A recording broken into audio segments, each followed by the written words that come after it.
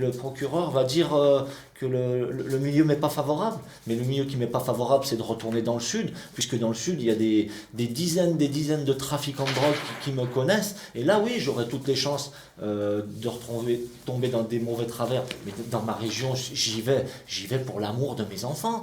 Tout ce que j'ai fait, tous les 5 années de psychologie, je vous l'ai écrit, je l'ai pas fait pour plaire à la justice, je l'ai fait pour m'améliorer et pour être un bon père, un bon grand-père. Moi, je trouve ça totalement inadmissible qu'un procureur puisse dire ça, que moi, je subisse les conséquences de gens qui font peut-être des choses et qui n'ont même pas été condamnés, et c'est moi qui va subir ces conséquences-là. Ça me paraît incroyable. On ne peut pas dire que les choses soient écrites d'avance, hein. On n'est jamais en capacité de savoir si un aménagement de peine va être accordé ou pas avant l'audience, mais en tout cas, l'audience est un élément important. Donc après, une décision n'est jamais rendue sur le siège, c'est-à-dire qu'elle n'est pas rendue immédiatement. La décision, elle est mise en délibéré, ce qui nous laisse un temps de réflexion avant de pouvoir se décider réellement.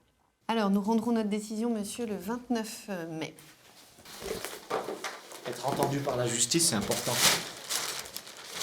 Que les sanctions soient comprises, il faut qu'elles soient à sa juste valeur. Notre préoccupation principale, ça va être effectivement, est-ce que le risque de récidive est important ou est-ce qu'il est minime? On ne pourra jamais considérer que de toute façon, il n'y a pas de risque de récidive, hein.